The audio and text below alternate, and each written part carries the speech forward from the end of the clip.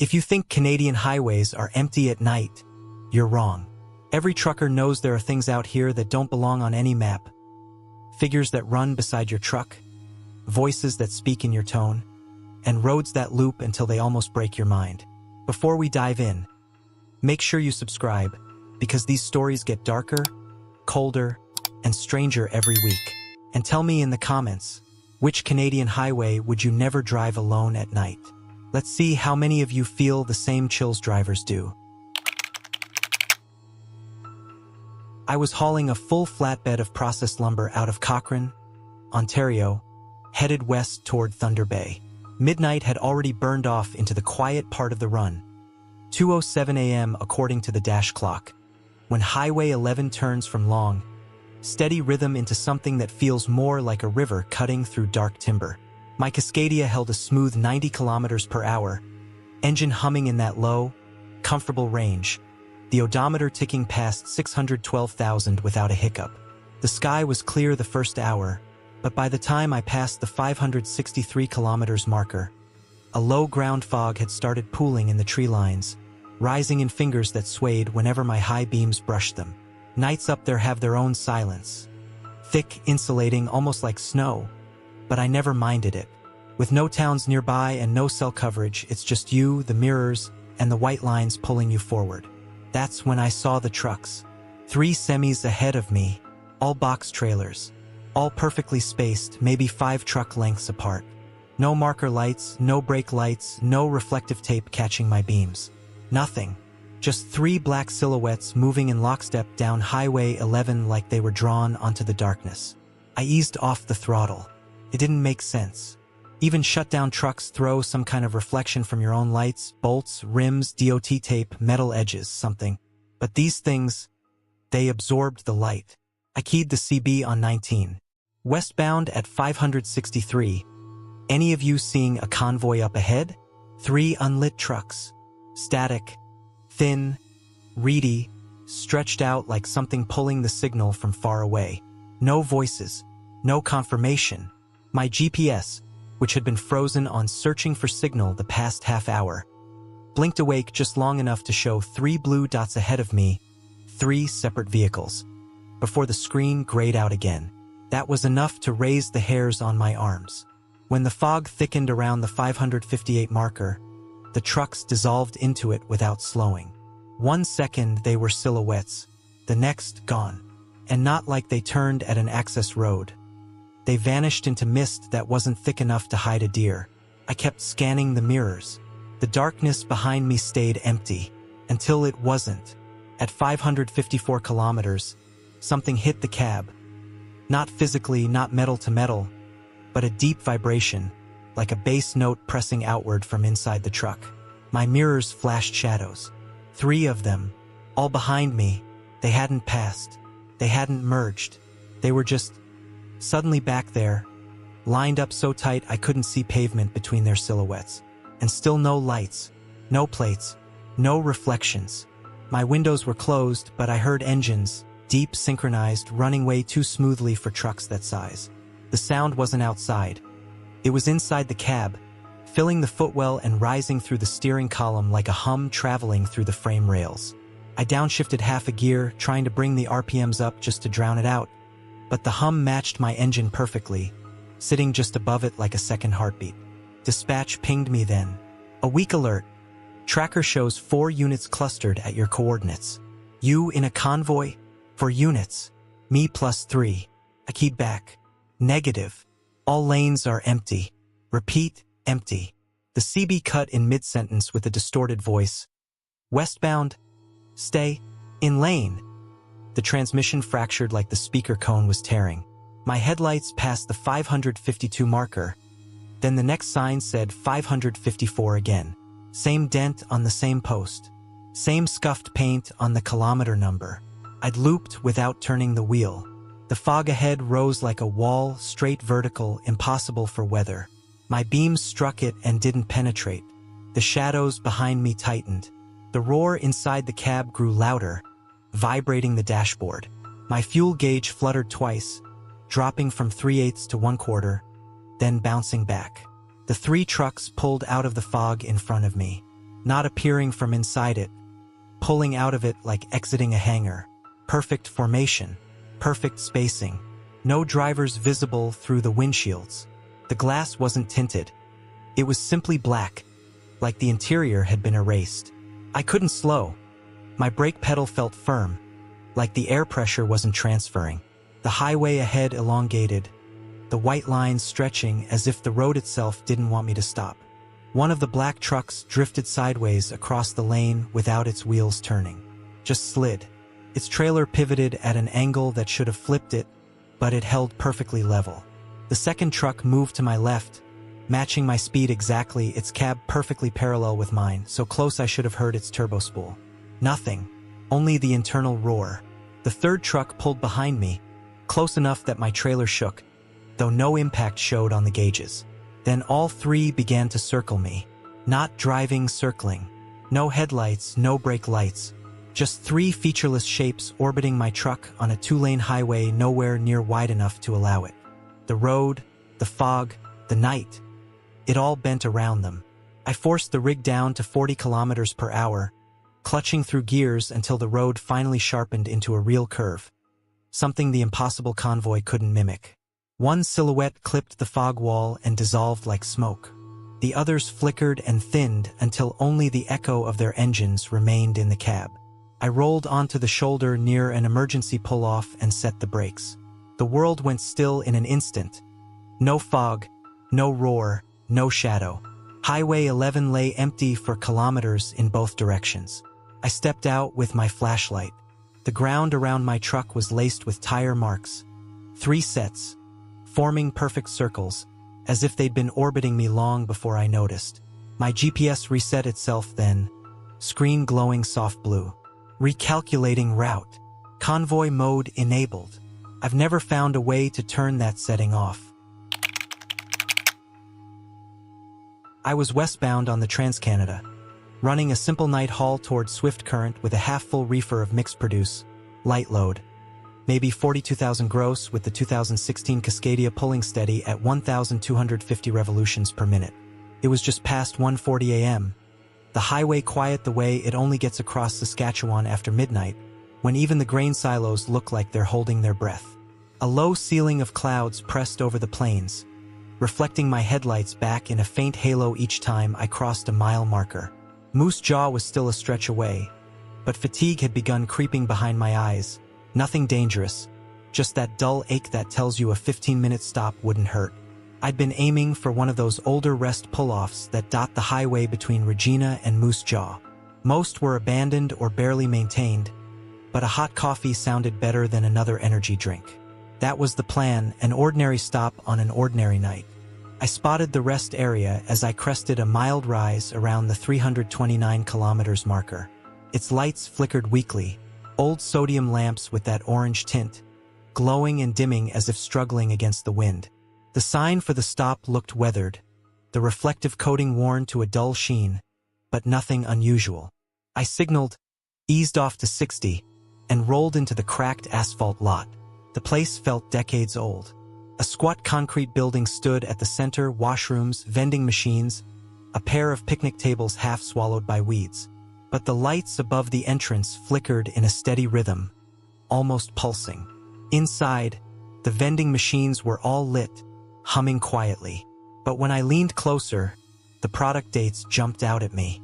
Everything from sodas to chips to chocolate bars was expired. Not recently expired. 1997, 1994, 1999.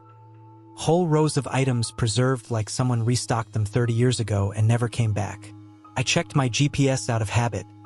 It showed the truck parked in an empty field.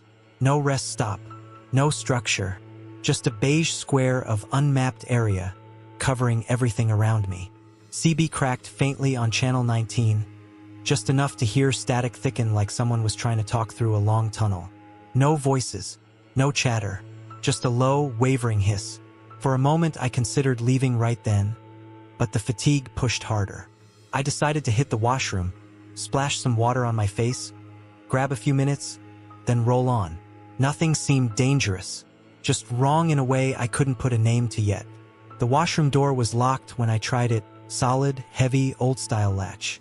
I gave it a gentle push to confirm. Definitely secured. But as I stepped back, I heard something inside. A child laughing. Not playful. Not scared. Just steady.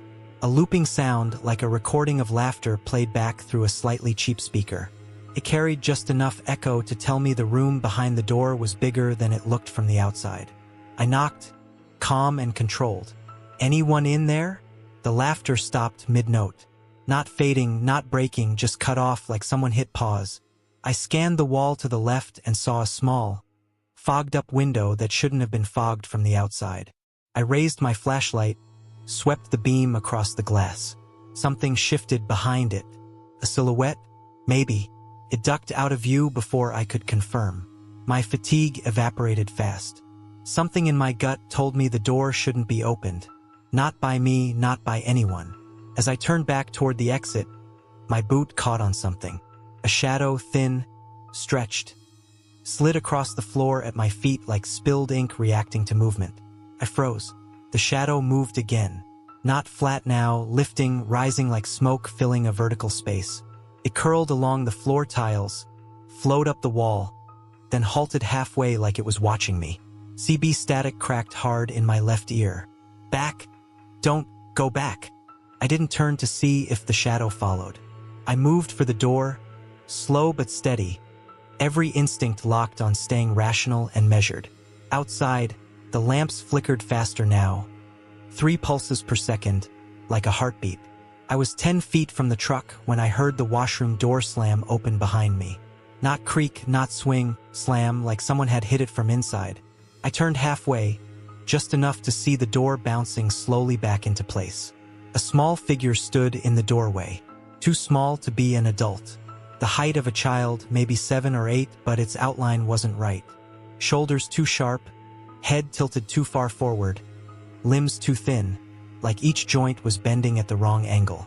It stepped forward, and the motion didn't match the sound. Its feet didn't land on the gravel, but I heard footsteps anyway. 4, then 5. But the legs weren't moving that many times. The counts didn't match. Then the light above the entrance died completely. The figure disappeared into the dark. I backed toward the truck, my hands sliding along the cold metal of the fuel tank, keeping contact. The air brakes hissed faintly as they cooled, steam rising from the wheel wells. A shape crawled out from beneath the picnic table. Long, stretched, flat against the ground until it began to rise, peeling upward like something unrolling itself. Shadows shouldn't have depth, but this one did. It grew taller, blotting out the lamp behind it, and its edges fluttered like torn fabric caught in wind. The air turned heavy, pressing against my chest. Every instinct screamed to run, but my movements stayed deliberate, controlled. I opened the cab door, climbed in, and slammed it shut just as something tapped the window, once, twice, 3 times, like a knuckle testing the glass. I started the engine, rolled hard into first, and pulled out without checking mirrors. The rest area lights vanished behind me faster than they should have. My GPS blinked awake maybe 10 minutes later, placing me miles away from where I should have been, like I'd skipped a section of highway entirely. By dawn, I checked again. No rest stop marked anywhere near Moose Jaw except the modern one east of the city. No record of an older site. No ruins. No abandoned structure. Nothing. Later, walking around the rig during a safety check, I noticed a single handprint on the passenger side door. Small, smeared, pressed so hard the dust had been wiped clean. It wasn't there when I left Moose Jaw. Faces inward, like something was holding on.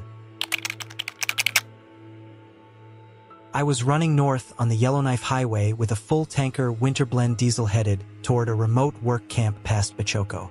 The kind of haul where you triple-check your fittings and watch the pressure readings like a hawk, because minus 35 degrees Celsius wind can turn a minor leak into a disaster fast. It was just after 1 a.m., the sky clear enough for the stars to feel sharp, like needles pinned into black velvet.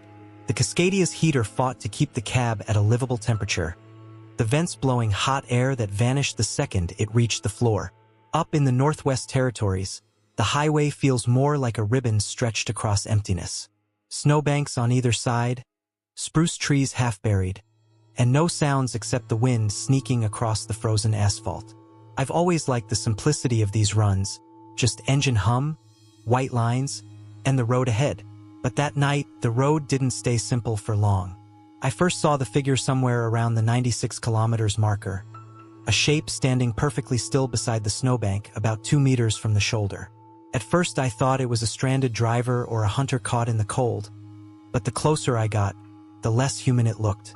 The figure was white, not clothing white, ice white. Frost clung to every inch of its surface, catching my headlights in a dull, crystalline shimmer. It didn't move, didn't flinch, didn't react to the roar of 40 tons pushing past at 85 kilometers per hour. It just stood there, angled slightly toward the truck. I checked my mirror out of habit. In the reflection, it looked closer. Maybe a trick of refraction, maybe the swirling snow. But it seemed to be standing right at the fog line, as if it had taken a step I never saw. I keyed the CB on channel 19. Northbound at 96. Anybody see a pedestrian on the right shoulder? Only static came back, thicker than usual, with a faint crackling undertone like ice fracturing on a lake. Not a voice, not interference I recognized. Something colder. My GPS flickered next.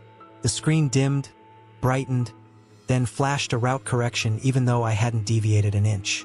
For reasons I can't explain, the map marked a blue dot behind me. A second vehicle? A glitch? Or something pacing the truck? When I glanced back at the mirror again, the figure was gone. Or maybe it wasn't gone. Maybe it just wasn't where it had been. The wind sharpened as I climbed a subtle grade, the kind that barely changes your RPMs but changes how the truck feels under your hands. Snow drifted across the road in thin curling sheets. The CB spat static again, quick bursts like something trying to sync to my frequency.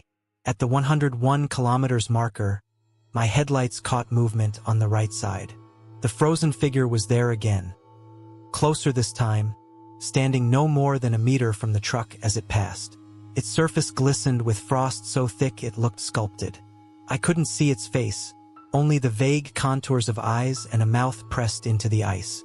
My fuel gauge ticked upward, then dropped, like the cold air outside was messing with the sensor. The PSI on the secondary air tank jumped from 105 to 118 in 1 second and stayed there, even though the compressor wasn't running. Mechanical readings don't behave that way in real life. At 104 kilometers, the figure appeared in the mirror again. Closer. This time, I knew it wasn't a trick of angles. It was matching my speed. Walking, sliding, the movement was too smooth to be natural, too steady to be a drifting shadow. Every time I blinked, it felt one step nearer. Dispatch pinged me then. Tracker showing tailgater. You good? I keyed back. Negative visual. Roads empty.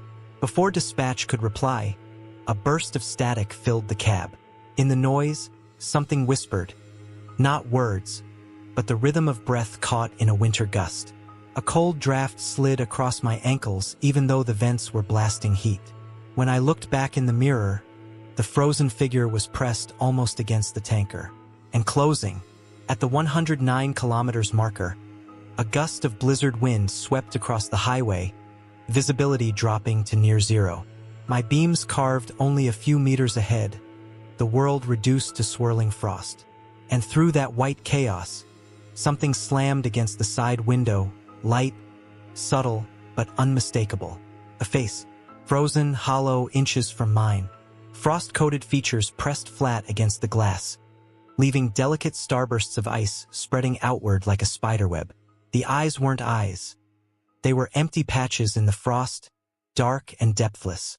The mouth was slightly open, its edges cracked like brittle ice. I didn't scream, didn't jerk the wheel. Training keeps you steady. I simply eased the throttle forward and let the torque pull me away.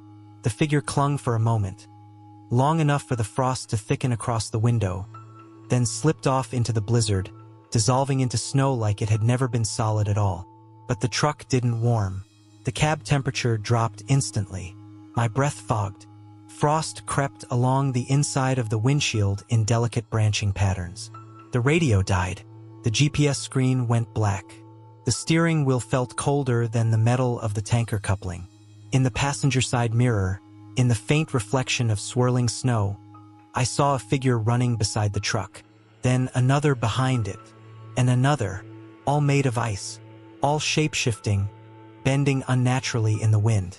The frozen man wasn't alone. I pushed the rig to 100 kilometers per hour, engine protesting in the cold, but momentum does its job. One by one, the figures dissolved into the whiteout behind me, trailing frost like smoke. The cab gradually warmed, the GPS rebooted, and the highway stretched clean and empty ahead. By the time I reached Yellowknife, it felt like a half-remembered hallucination. It wasn't. The next morning, during a pre-trip check, I noticed frost along the inside of the passenger door. 6 prints. Small, delicate, perfect fingerprints frozen in a pattern that suggested someone had been gripping the handle from the inside. The sun had been up for hours, but the fingerprints hadn't melted. I was westbound on Highway 1, just past midnight, easing a 53-foot dry van toward Brandon. Light load, palletized tech supplies out of Winnipeg, so the Cascadia stayed steady at 1,200 revolutions per minute with barely any strain. My odometer read 714,903, the kind of mileage where every vibration has a familiar meaning. Weather was typical for early winter in Manitoba. Minus 18 degrees Celsius, light snow drifting across the asphalt like long white sheets being pulled by invisible hands. Traffic was sparse. Maybe 2 rigs every 40 minutes, and the sky had that dim glow from distant highway lamps, just enough to make the snowbanks look like low rolling waves. Nights like this are usually peaceful. Just your gauges, the hum of the tires, and Channel 19 crackling with the occasional casual chatter. I wasn't expecting company on the radio, but I got it. Around the 65 kilometers marker, a calm voice broke through the static. Westbound Cascadia, copy? Friendly tone. Soft, steady. Sounded like a mid-40s driver, probably hauling grain or livestock from the cadence. I keyed up. Yeah, go ahead. How's the road behind you? He gave a normal rundown. Light drifting, good traction, patrol nowhere in sight. Nothing strange about the chat. Just 2 drivers killing time on a long, empty stretch. Then, right around 69 kilometers, something changed. He said my name. Not my handle, my actual name. Full. Clear. Like someone reading it off a clipboard. I hadn't given him anything except westbound Cascadia. Before I could ask how he knew, the CB crackled again with my voice. Not similar. Exact. Same timbre. Same pacing. It even carried the slight throat rasp I get after long hours.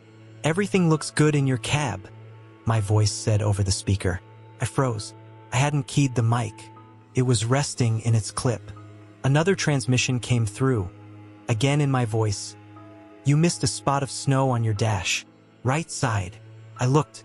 There was a dusting of blown-in snow near the passenger vent. The mimic voice spoke again without hesitation, describing it perfectly. My CB wasn't relaying anything from outside. Something else was inside the signal. I unhooked the mic and set it on the passenger seat, putting distance between me and whatever was speaking. My heart rate kicked up, but my driving stayed measured. No sudden moves, no panic. The speaker hissed, then my voice came out again. Sharper this time, like it was learning. You look nervous.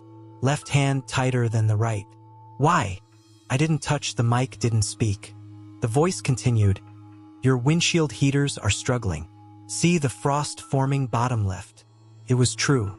A thin frost bloom crept up the glass even though the defrost was on high. I killed the CB entirely. Power switch clicked off, screen going dark. The speaker still whispered. Power won't help. This time the voice wasn't just copying me. It was ahead of me. Check your mirror. I didn't want to, but I did. In my driver's side mirror, a faint silhouette flickered in the sleeper window, just for a second, like someone ducking out of sight. I snapped my eyes back to the road. The diesel gauge twitched down 2 ticks, then up again like the electrical system was struggling. Dispatch pinged me, a weak message through the onboard system. Your CB's transmitting continuously. Everything okay? My CB was off. Fully off. No power. No signal. The mimic whispered again. softer than before, as if leaning closer to the speaker grill. "Don't ignore me." The sound wasn't coming from the radio anymore. Felt like it was inside the cab. I pulled onto a long, empty stretch near Portage La Prairie where the fields widen and the wind pushes snow across the highway in ghost-like stripes.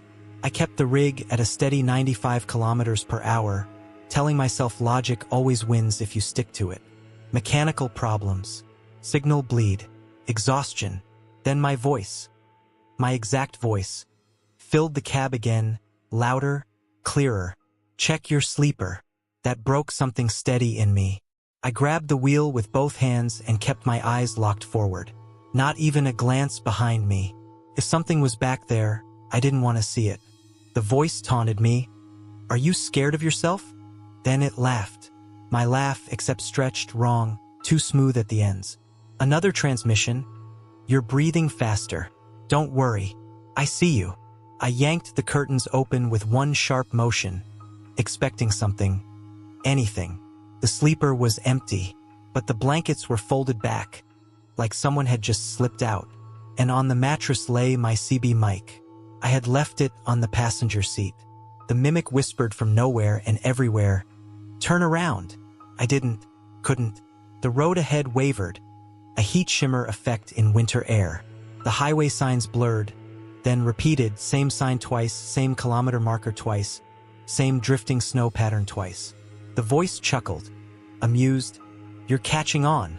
I put every ounce of torque the Cascadia had into pulling me forward, pushing up to 105, then 110. The mimic's voice thinned, as if distance weakened it. Eventually the whispering faded into crackles, then silence. The signs stopped repeating. The gauges stabilized. The frost retreated. By the time Brandon's lights appeared on the horizon, the cab felt warm again. Normal. Rational. Could have all been exhaustion, radio bleed, cold stress on electronics. Any explanation that didn't involve the impossible. The next morning, during pre-trip, I noticed something that stopped me cold. Inside the sleeper, etched faintly into the frost along the microwave door, were words traced by a fingertip. "We talk again soon." The handwriting was mine. I don't run the Cabot Trail often. Too narrow, too winding, too many blind turns for a fully loaded reefer. But a last-minute haul out of North Sydney put me on that road just past midnight. I had 2 containers of packed seafood, sealed tight with bolt tags and riding at a steady -2 degrees Celsius inside the trailer. Light load, maybe 43,000 gross, which helped on those cliffside grades where you can feel the ocean wind tugging at the trailer like it wants it more than you do. The sky was moonless, black enough that the tree lines looked like shredded silhouettes against the headlights. The air off the Atlantic rolled cold across the asphalt, scattering mist that hung low like breath from something sleeping in the forests. It was quiet out there. No cars, no patrol, just my Cascadia, the hum of 1,200 revolutions per minute, and the winding spine of the Cabot Trail stretching along the cliffs. Peaceful night, mostly. About 30 kilometers in, climbing toward one of the cliff curves, I noticed the guardrail ahead. One section twisted outward, bent as if something had gone over the edge years ago. Rusted, flaked, half-eaten by salt air. I slowed to 70 past it and noted the location automatically. Habit. 5 minutes later, maybe less, I saw it again. Same broken section. Same rust pattern. Same dent in the post. Same smear of old impact paint on the metal. I checked my odometer. It had rolled forward, kilometers were counting normally. I hadn't turned around. The road hadn't looped back. But the guardrail was identical. Perfectly identical. My GPS had frozen on a single frame. Blue arrow pointed forward but anchored to one spot on the map. No progression. No recalculation. Just stuck. I keyed the CB on 19. North Sydney southbound. Is anyone else running the trail tonight? Seeing repeat markers. Static. Not normal static. Layered. Almost wet sounding. Like someone crumpling aluminum foil underwater. When it broke, a voice bled through. Barely audible. Left again. You passed it again. I leaned forward slightly, eyes on the mirror. Nothing but darkness. Mist. and my trailer lights cutting small red holes in the night. Then my headlights washed over the same broken guardrail for a third time. This wasn't déjà vu. This was a route repeating itself, even as the odometer kept ticking and the grade under the wheels kept changing. Something had shifted out there. The road, the space around it. Even the air felt wrong, slimmer somehow, like the world had narrowed to a tunnel carved just for me. The third time I passed the broken rail, I dropped the truck to 60, then 50. The downhill wind buffeted the trailer hard enough to make the steering vibrate. My gauges flickered, not wildly, just small pulses in the fuel readout and voltage like the cold was starting to chew at the electronics. Around the next curve, I caught headlights behind me. A pickup, old body Ford, maybe late 80s. No running lights, no plate shine, just two dull beams drifting through the fog. It was too close for comfort, hugging the center line like it was being pulled by a magnet. I keyed the mic again. Pickup behind me, back off. Narrow lanes. No response. The lights grew brighter, closer. When I checked the mirror again, something was wrong. Terribly wrong. The pickup's cabin was empty. Not tinted windows, empty. No silhouette. No driver. Just a wheel turning itself. The truck drifting smoothly around the bend like it was following a track. Then the guardrail appeared again. Same one. Same angle. Same rust pattern. For a moment my headlights caught the ocean swell below. Dark, endless, moving with slow, heavy breaths. And I felt the road tilt slightly, like an unseen weight had just leaned against it. Dispatch pinged me. Tracker shows circular movement.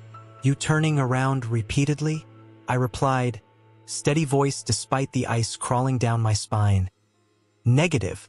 Straight line. Roads looping me. Another ping came back. Impossible. GPS shows you've been in the same 300-meter zone for 42 minutes. 42 minutes? I had been driving forward the whole time. I hit the throttle hard, letting the Cascadia climb to 90, then 95. The reefer hummed steady behind me as the trailer leaned into the next bend. The pickup followed without lag. No slip, no fishtail, no headlight bounce.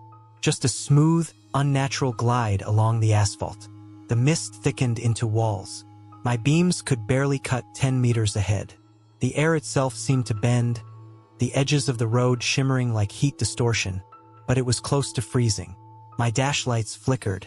The GPS rebooted, flashed white, and displayed something impossible. A perfect circle. My route was drawn into a loop, over and over, each layer tightening like a noose.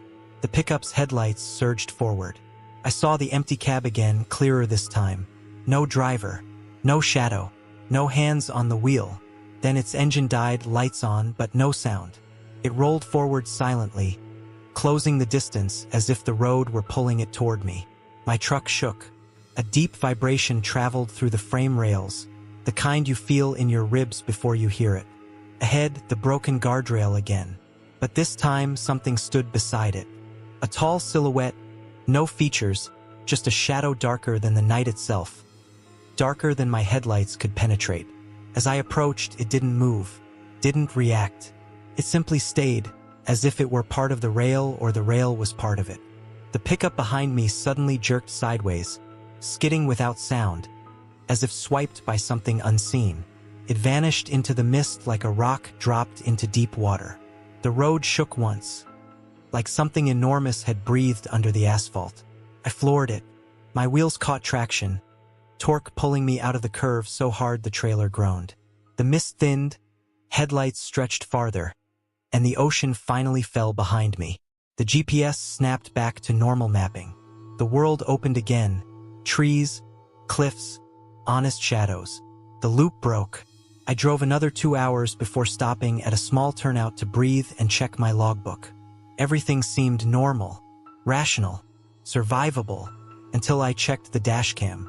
The file was 4 hours long, but it only showed 1 minute of road, 1 minute replayed over and over, looping endlessly with no break, no transition, no sign of escape. And in the last loop, at the edge of the frame, something stood by the broken guardrail, closer than before.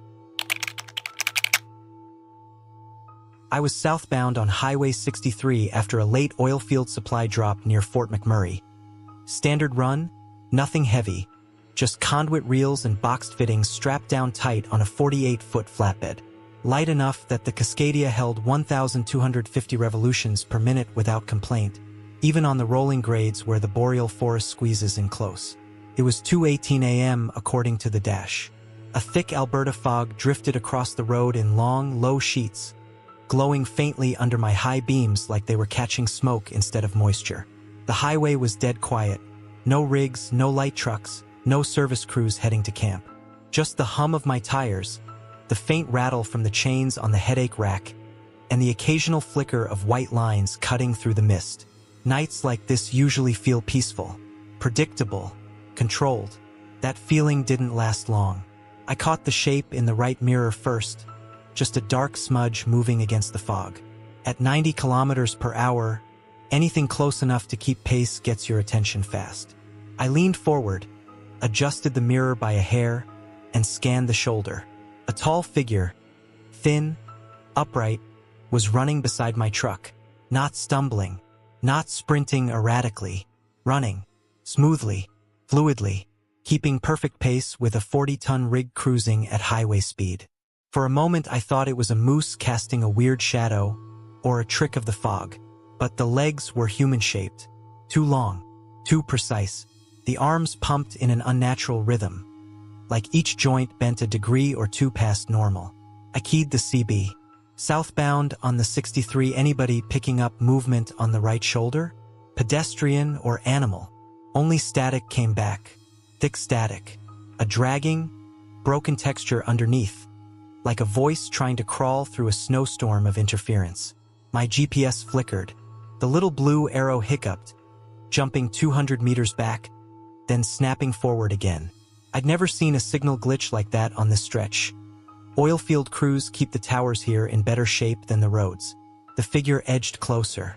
The fog parted around it as if avoiding contact. Then, with a sound I felt more than heard, it tapped the fuel tank. A metallic click, light, almost polite, followed by the whisper of something sharp dragging along the aluminum. I kept both hands on the wheel, knuckles tight, heart steady. No panic, just observation. But the figure wasn't losing speed. The tapping came again, longer this time. A dragging sound, a scrape from the front edge of the tank back toward the steps. The vibration traveled through the frame rails, up the cab floor, and into the steering wheel like a tuning fork. I dropped speed to 80 kilometers per hour. It matched me, perfectly. The fog grew denser, swallowing the tree line until I had nothing but the road in front and the faint silhouette pacing at my hip. My fuel gauge trembled, needle flicking just below 3/4, bouncing, steadying, then dipping again like something was siphoning fuel even though it couldn't be. The sensor readings don't fluctuate like that unless there's a mechanical fault. CB static swelled suddenly, filling the cab in a hard burst. Underneath the distortion, something pressed through. Still there, still running. Not my voice, not any driver I knew. I checked the passenger mirror. The figure wasn't there. I checked the driver mirror. It was inches from the cab. A long, impossibly thin hand smacked the metal just below my window. 5 fingers, each a bit too long, each ending in sharpened points that didn't reflect my headlights. They absorbed the light. The figure's head barely moved, but I got the sense it was listening. Like it could hear the engine, the tires, the thrum of my heartbeat through the wheel. Then, without transition, it vanished from the mirror. I scanned ahead. A black shape dropped into the fog 50 meters in front of me, landing on the asphalt like it had been thrown from the sky. It stood, tall, wrong, waiting. At 90 kilometers per hour, you don't get much time to analyze things blocking the road. But I recognized its posture instantly. Same unnatural limbs. Same silhouette bent in those slightly off angles. Same head tilted just too far forward, like its neck had extra vertebrae. It had outrun me, cleanly, effortlessly. No sound, no footfalls. I eased left, trying to slip around it, but the fog thickened into a wall. The road narrowed until there was nowhere to go but straight or into the ditch. The figure crouched, an animal motion, fast and coiled, and then launched itself into the air, landing dead center in my lane. It stood tall, arms hanging long enough to brush its knees. I didn't brake. Braking would swing the load and maybe flip me on the shoulder. Instead, I took the only option I had. I pulled into the gravel, letting the right wheels bite down hard. The trailer rattled. Chains slapped. The flatbed fishtailed for one terrifying second before the truck realigned.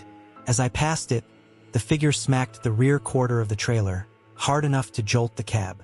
The force didn't make sense for a body that thin. It should have shattered bones. I checked the mirror. The figure wasn't on the road. It was standing on the trailer, on top of the freight chains, perfectly balanced, staring down at the cab like it was waiting for me to stop. The fog swallowed everything then. Road, trailer, sky. Just a white void and a shape above me. I floored it. Speed climbed 95, then 100, engine whining against the cold air, torque pulling the flatbed forward through the fog. The shape on the trailer blurred, stretched, then evaporated into the mist like smoke torn apart by wind. The fog broke suddenly near the wandering river turnoff. The night returned, real trees, real shadows, real headlights. The road ahead lay open and empty. My gauges stabilized. My CB went silent. My GPS finally snapped back online like nothing had happened. By dawn, I reached a staging yard north of Edmonton and did a walk-around. Fuel tank had fresh scratches, long, parallel, too deep for branches. Dust along the trailer frame looked disturbed. Then I climbed the catwalk and looked at the trailer roof. Footprints, human-shaped, dozens of them, running from front to back, perfectly dry on a roof coated in morning frost. The pattern suggested one simple, impossible truth. Whatever had chased me had stayed with me long after I thought I'd escaped. I was rolling southbound on Highway 5, empty stretches of the Coquihalla behind me, headed toward Merritt with a fully loaded dry van. Palletized beverages, bolt seal intact, 79,440 kilograms gross according to my last check at Hope. It was just past 3 a.m., the quiet hour when the BC interior settles into a kind of stillness you only hear from behind a windshield. Sky was overcast, low clouds hugging the ridges, and a light drizzle misted the glass in a way that softened every passing reflector. The Cascadia held 1,250 revolutions per minute, pulling smooth. My odometer clicked past 488,903 kilometers. Fuel gauge sitting just above half. CB chatter was dead. Even the usual chatter from the overnight freight runners had gone silent. The Kamloops interior way station was coming up. I hadn't planned to stop, but when the overhead sign lit green, open, I figured I'd roll through and keep the logbook clean. Routine. Simple. Nothing strange. Not yet. As I approached the off-ramp, every floodlight around the way station came on at once. Bright, steady, no flicker, like someone had switched the whole grid manually. The building windows glowed white, interior fluorescence burning at full strength. The green enter arrow pulsed twice, inviting, almost urgent. But the parking lot was empty. No scale attendants, no DOT units, no other trucks waiting. I rolled over the rumble strips, easing toward the scale platform. Something felt paused. Not wrong exactly, just paused. Like the whole place was stuck between frames. The GPS pinged, then froze. My blue arrow locked in place even as the truck crawled forward at 10 kilometers per hour. I tapped the screen. No response. Map wouldn't move. I keyed the CB. Southbound to Kamloops scale. Anyone manning tonight? Static. But not the usual soft hiss. This static had shape like something shifting inside the noise. I checked the booth. Fully lit. Chair pulled out. Computer screen glowing. But no person. The green light flashed again. Sharper this time, reflecting off the wet asphalt. I took my foot off the brake and let the rig coast onto the scale. The digital display lit up bright red. 0 kilograms. Impossible. I was hauling nearly 80,000 kilograms. Even an empty tractor shows weight. But the scale insisted, 0 kilograms, 0 kilograms, 0 kilograms. Then, over the PA system, a soft, calm voice said, "Driver, please exit the vehicle." My full name followed. Perfect pronunciation. Same cadence as my own internal voice. But no one was in the booth. My first instinct was a prank, maybe a tech glitch or someone monitoring remotely. But weighing stations don't run PA announcements without someone logged into the terminal. The whole setup requires manual activation. I set the parking brake, air hiss rolling under the chassis, and stepped down onto the wet pavement. The smell of rain on hot metal drifted around me. The way station lights hummed overhead, but the building itself felt too quiet. No HVAC hum, no paper printer, no radio crackle. "Driver, please proceed to the window," the PA said. Same voice, same calm tone. I approached the booth window, looked inside. No one. Computer screen displayed a login page. Keyboard untouched. Coffee mug full of cold liquid, steamless. Chair slightly pushed back, like someone had just stood up. "Driver, your weight reading is incorrect," the PA continued. "Please confirm load." "How would you know that?" I muttered. The PA answered, "Because you are not carrying anything." I stepped back, hard. The trailer was full. I sealed it myself. Paperwork matched. I'd felt the loaded weight for hundreds of kilometers. The PA repeated slower, "You are not carrying anything." At that moment, the Cascadia suspension hissed, lifting slightly, as if shedding load. But the air gauge hadn't changed. The physics didn't line up. I turned toward my truck. Something flickered in the reflection on the windshield. A dark shape moving inside the cab.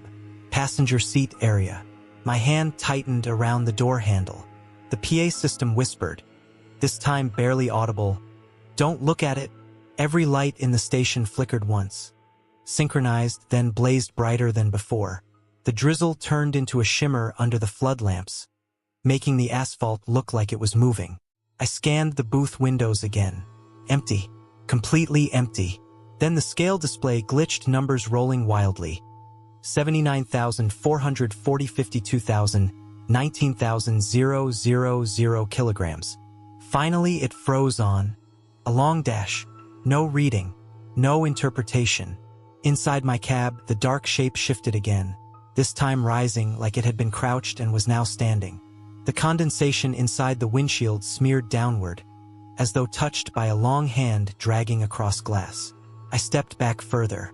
The PA system clicked once, then boomed, "Leave now." Not calm, not measured. A raw command vibrating through the metal awnings and my ribcage. As I turned to climb into the cab, every light in the way station shut off instantly. Full blackout. Not dimmed, killed. Like someone had cut the master breaker. The darkness was absolute. Then, 2 seconds later, the floodlights snapped back on. Everything was normal again. No shadow in my cab. No smeared condensation. No movement. No PA announcement. Just an empty way station under a calm drizzle. I didn't think. I climbed inside, fired up the engine, and rolled off that platform without checking mirrors. As the truck pulled off the ramp, the green enter light went dark. Then the entire station went dark. Not flicker, just gone.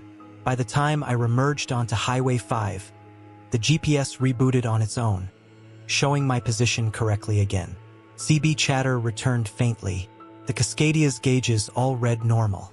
Felt like the station never happened. At sunrise, I reached Merritt and stopped at a service lot. A highway patrol officer was grabbing coffee, so I asked casually, "Kamloops scale was acting strange last night. System glitch." He frowned. "What do you mean?" "Station's been closed 3 days for maintenance. Total shutdown. No lights. No staff." I said nothing. Later, doing my walk around, I noticed something etched lightly in the dust on my trailer door, written by a finger from inside the station. 0 kilograms. I wiped it away, came back 5 minutes later. I was northbound on Route 389 in Quebec, running a pre-dawn oilfield supply load toward the Manic 5 sector. Quiet haul, just gasket crates and machining components strapped inside the van. At that hour, the road feels like a corridor carved through untouched forest. Black spruce, rock cuts, frost shimmering on the asphalt under high beams. My Cascadia held steady at 1,250 revolutions per minute, odometer ticking past 621,441 kilometers. Outside temp hovered at minus 14 degrees Celsius, enough to make the mist curl off the reservoirs like low smoke. No towns, no patrol, no chatter on 19. Just the hum of diesel, the faint rattle of tools in the side box, and a strip of highway disappearing into absolute dark. I've done that stretch a dozen times, and it's always lonely, but a predictable kind of lonely. That night, the road didn't stay predictable. Around 4:20 a.m., the sky flashed. Not lightning. No clouds, no thunder. Just a sharp, white pulse that lit the tree line like a welding arc. The whole cab went white for half a second. My headlights dimmed as if overpowered by something brighter than they were built to handle. The GPS froze on a single frame. Blue arrow locked dead still. Map wouldn't move. Timer stalled. CB static surged. Sharp, popping bursts that made the speaker crackle like it was freezing from the inside. I blinked twice, senses catching up, expecting to see the same stretch of trees, same curves. Instead, the 310 kilometers marker shot past me on the right. I hit the brake lightly. That wasn't possible. I had just passed the 270 marker maybe a minute before. Route 389 does not have 40-kilometer jumps. Not with the grades, not with the distance, not with physics. I checked the dash clock. 420 jumped to 5:05. 45 minutes, gone. No memory, no transition, just missing. My hands were still gripping the wheel exactly as before, same pressure, same seat position. Even the RPM needle hadn't shifted. It was as if the truck had been dropped ahead on a spool of film with the middle cut out. The highway ahead looked normal again, but something in the air felt hollow, like sound wasn't carrying the same way anymore. Just as I thought about pulling to the shoulder, I saw the trailer in the mirror. Something was wrong with the rear doors. White frost coated the inside edges of the trailer locks. Inside, not outside, inside. Freezer condensation forms outward, not inward, not unless the interior had been exposed to colder temperature than the minus 14 degrees Celsius air. My reefer was off. It wasn't a refrigerated load. I eased to 70 kilometers per hour and keyed the CB. Any northbound near Manic 5? Anyone see that flash just now? Only static. But beneath it, something else. A faint tapping, like metal clicked rhythmically against metal. The CB wasn't transmitting. It was receiving something unnatural. Then my phone buzzed, GPS app rebooting on its own. It opened to a blank map. No roads, no names, just a dot floating in empty terrain. No signal bars, no data, just a compass spin before the whole screen went black. A dispatcher ping came through the in-dash system. Weak, broken. Why did you jump ahead? Your tracker shows you skipped 39.8 kilometers at 0 speed. I typed back, glitch, maybe terrain interference. He replied instantly, negative. Your truck broadcast nothing during the gap. No data, no signal. Like it ceased. Ceased. The word stuck in my mind like a splinter. I checked the mirror again. The frost was thicker now. Crawling up the door seems like fingers dragging through ice. Then I saw it just for a moment. A handprint, pressed against the metal from inside. My foot eased off the throttle. That wasn't possible. Then another handprint formed. Slow, deliberate. Someone or something had touched the inside of my locked trailer. The road dipped into a hollow, forest pressing close. The darkness thickened, headlights carving narrow cones of white through dense mist rising off the roadside rock cuts. My pulse stayed steady. Years on the road train you to observe, not panic. But everything in my body felt coiled, braced. The frost on the trailer wasn't still anymore. It was moving. Lines formed, scratches, arcs, circles. Etched from within like someone dragging nails across metal. The patterns didn't match human movement. They looped, intersected, then realigned into a shape I didn't recognize. The CB cut in full static, then a voice. Not a driver, not anyone I knew. Whispered, like breath against a cold window. Don't turn around. My grip tightened on the wheel. The dash lights dimmed and brightened. The air vents blew cold, then warm, then cold again. The truck felt like it was passing through invisible thresholds: temperature, pressure, time. Then the trees on both sides shifted. Not swaying, shifting, sliding past too fast, as if the road had grown shorter under me. The odometer ticked forward normally, but the scenery wasn't matching the distance traveled. A flash lit the cab again, brighter than the first. The trailer slammed once, like something heavy struck it from the inside. A shadow moved across the road up ahead. Not a person, not an animal. Tall, thin, featureless, standing exactly in the center line as if waiting. I blinked, and it vanished. The highway ahead was empty again, but the frost on the trailer doors was gone, wiped clean, except for one sentence written in fingertip trails. Not your mile. I pushed south until the sun finally crept over the hills and Route 389 began looking like a real highway again. Normal shadows, normal frost, normal everything. By the time I reached the Manic 5 station, the truck behaved as if nothing unusual had happened. Gauges steady, heat normal, CB quiet. During my post-trip, I checked the trailer door. Locks intact, bolt seal unbroken, but the frost patterns weren't there. I climbed into the cab and opened my logbook. A fresh page was filled out, neat block letters. Same format I use, but not my handwriting. Under notes, someone had written, "Don't take this road again." The ink was fresh. The page below it was blank, except for the faint outline of a handprint pressed into the paper from behind. A hand bigger than mine. I was westbound on Highway 17 along the northern edge of Lake Superior, running a late-night haul toward Thunder Bay. My trailer was loaded with sealed electronics, bolt seal intact, a steady 78,200 kilograms gross. The Cascadia held a smooth 1,250 revolutions per minute, and the outside temp hovered around -9 degrees Celsius. A crisp cold that sharpened every shadow the high beams touched. The treeline on both sides was thick, dark, and dense, the kind of boreal forest that seems to swallow light whole. The lake sat somewhere down the slope to my left, invisible but always present, breath of cold mist drifting upward in slow ribbons that crossed the asphalt. It was 2:12 a.m., dead zone hour, no traffic for at least 50 kilometers, no CB chatter, nothing but the hum of tires carving through night. It was a routine lake run, until it wasn't. I first saw it at the edge of my high beams, a shape dragging itself out of the treeline and onto the shoulder. It wasn't an animal, not any I knew. It moved too fluidly, too silently, like its joints weren't arranged in any normal way. I slowed slightly down to 80 kilometers per hour, eyes fixed on the shape hunched at the shoulder line. It was pale, not white, pale, like skin drained of blood. Long arms, longer than its legs, hung down to the gravel. It didn't look up as I passed, but its head shifted in my direction in a slow, deliberate tilt.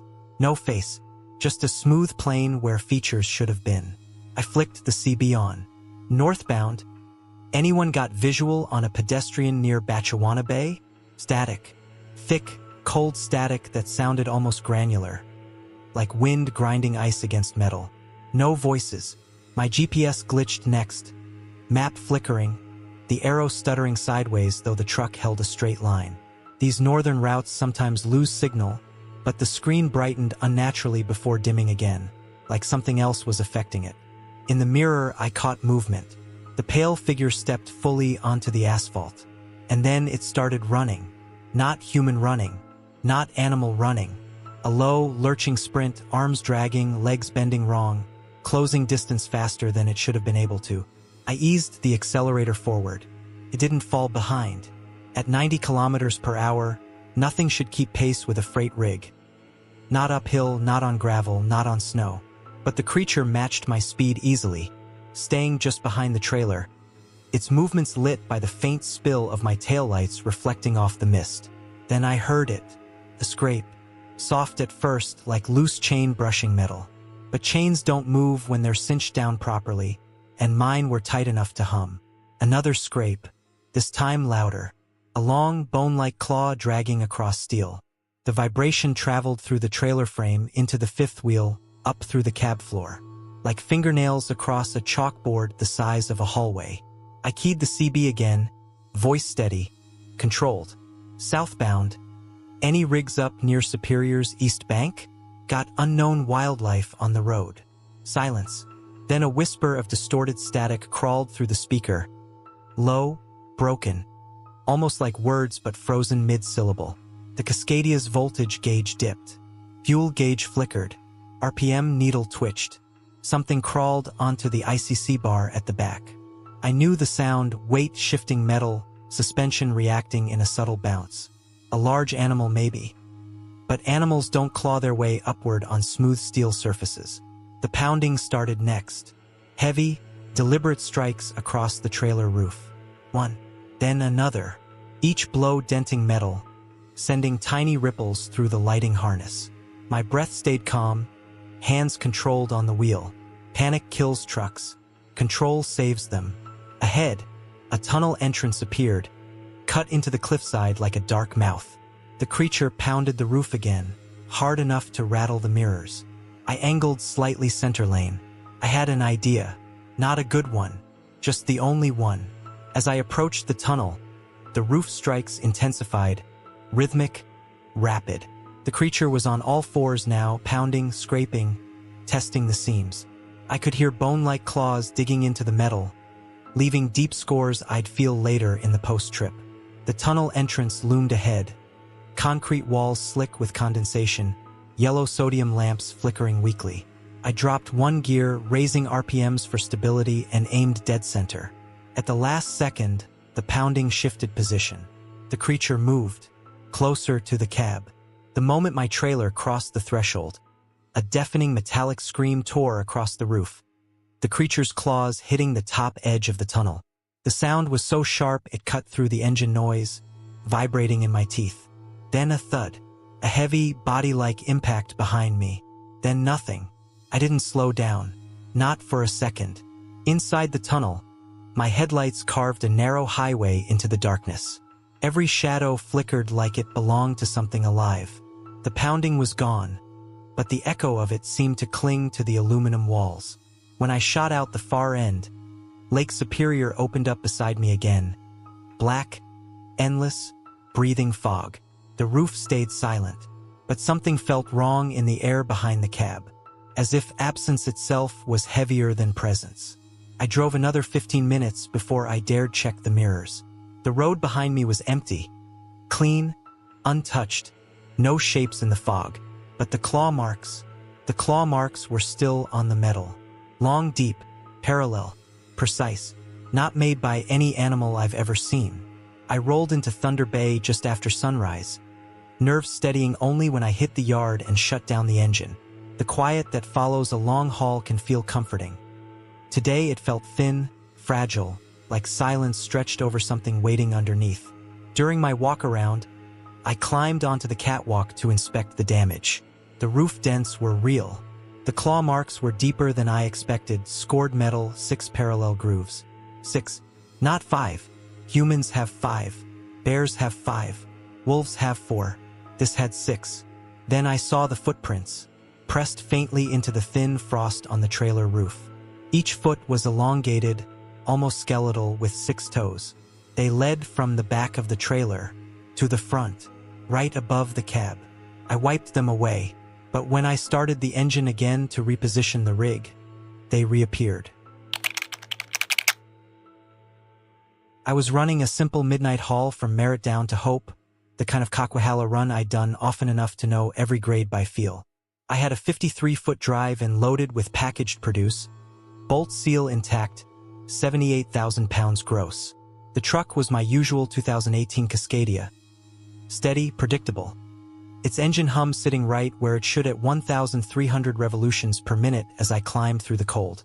The dash read -6 degrees Celsius, just cold enough for the moisture off the trees to freeze into a thin silver skin on the guardrails. Midnight on the Coke is a strange kind of quiet. The sky hangs low, the road feels suspended in its own world, and the cell signal cuts in and out until even the GPS seems to breathe slower. Most nights it's just me, the mirrors, and the mile markers glowing like faint embers along the corridor. I prefer it that way, Nights like this are usually clean, calm, and uneventful. At least that's how it started. I first saw her just past an old chain-up area near the 210 kilometers mark. A woman in a torn white jacket, standing on the shoulder facing the truck. Not thumbing, not waving. Just staring as I rolled past at 80 kilometers per hour. Her hood was down even though the cold wind whipped across the pass, and her dark hair hung straight like it was weighted. I checked my passenger mirror by instinct. Nothing there. No movement, no shadow, no figure. 10 kilometers later, coming around a wide curve that hugs a rock wall, she was there again. Same torn white jacket, same posture, same unmoving stance. And this time she was closer to the fog line, one step from touching it, like she knew exactly where my lights would catch her. I flicked the high beams once. Not to scare her, just to confirm what I thought I saw. The beams washed over nothing but snow dust and the reflective posts. My pulse edged up, but I forced myself to keep calm. Mountain highway night driving does strange things to depth perception. Mirages happen. Snow plays tricks. I keyed the CB out of habit. Anybody see a hitchhiker on the right shoulder? White jacket. CB stayed quiet, just the low crackle of static bouncing between dead areas. Channel 19 should have had at least one eastbound responding. Nobody did. When I glanced at my GPS, the blue arrow blinked twice. A quick stutter like a skipped heartbeat, and the screen grayed out. Signal lost. The GPS never dies on that stretch. It might flicker, but full loss? Not common. When it came back online, it recalculated the route as if I'd somehow doubled back. But I hadn't turned. I hadn't even changed speed.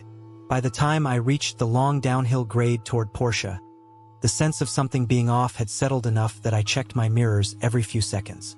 The air inside the cab began to feel colder, even though I hadn't touched the temp dial. The vents hummed warm air, but a draft threaded around my ankles, like a window wasn't sealing. Dispatcher pinged me right then. A soft alert on my dash screen. You off course? You're showing northbound. Northbound? I was headed south toward Hope, straight as an arrow. I keyed my mic negative dispatch. Still south on the Coke. Must be the tracker glitching. Before dispatch replied, Channel 19 crackled to life with a voice that didn't sound like any driver I'd ever heard. Thin. Stretched. Like someone speaking from far down a steel pipe. Southbound driver. Don't stop. She's not alone. The message fractured in static before I could ask for a repeat. A moment later, my headlights passed the 202 kilometers sign. I noted it out of habit. But not 2 minutes later, maybe 3, I passed it again. Same sign, same position, same little dent in the post where a plow must have clipped it in winter. I slowed to 70 and leaned forward in the seat, eyes locked on the shoulder. Snow drifted lightly across the asphalt, swirling in small eddies lit by my beams. That's when she appeared a third time. She stood in the exact center of a pull-out area, facing me squarely now. Same torn jacket, but her hair was matted to one side, like it was wet. I eased slightly left, giving her space, but as I passed I realized she wasn't actually looking at the truck. Her eyes were fixed just past me, as if she saw something moving behind the trailer. I checked the mirror. There was no one there, just my own lights fading along the curve. The cab temperature dropped another few degrees. The vents blew warm, but the air around me felt like the inside of a walk-in freezer. My fingertips tingled on the wheel. The main event hit at the bridge over Box Canyon. Always a dark stretch, always colder than the rest, like the wind funneled everything down through the cut. I was mid-span when the woman appeared one more time, this time directly in front of the grill. No gradual reveal, no silhouette forming from the darkness. She materialized in the headlight cone like a frame skipping in a video. I hit the brakes hard enough to make the trailer sway. The truck's ABS kicked in, pulsing under my boot. I swerved left, crossing the center line for a moment.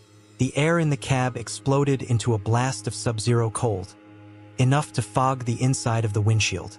There was no thump, no impact, but I felt something brush the right side of the cab, like fabric sliding along metal.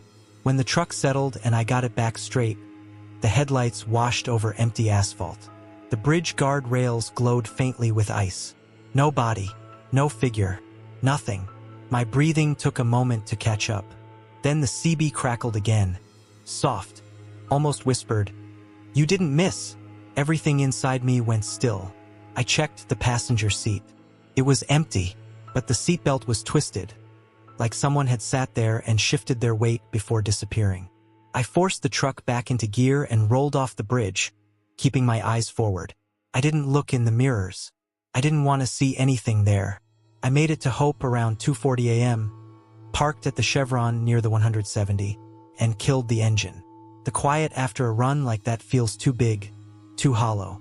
I sat for a minute, hands still on the wheel, until the cab warmed enough for the cold to retreat. The moment I unbuckled, my phone buzzed. A notification from the dashcam app. Motion detected in passenger cabin. Timestamp, 1:13 a.m., right when I'd crossed Box Canyon. I opened the clip. The footage was grainy, the way night mode always is, but clear enough to see my silhouette driving. Clear enough to see the dash lights. Clear enough to see the passenger seat. And for one full second, one clean, solid second, a woman in a torn white jacket sat there, hands folded in her lap, head turned toward me. Then she vanished from the frame. I've driven the Coke hundreds of times since. I've never seen her again. But every time I pass the 210 kilometers mark, I feel a draft around my ankles, cold and sharp, like someone opening a door that was never supposed to open. And sometimes, only sometimes, the passenger seatbelt twists itself while I'm driving.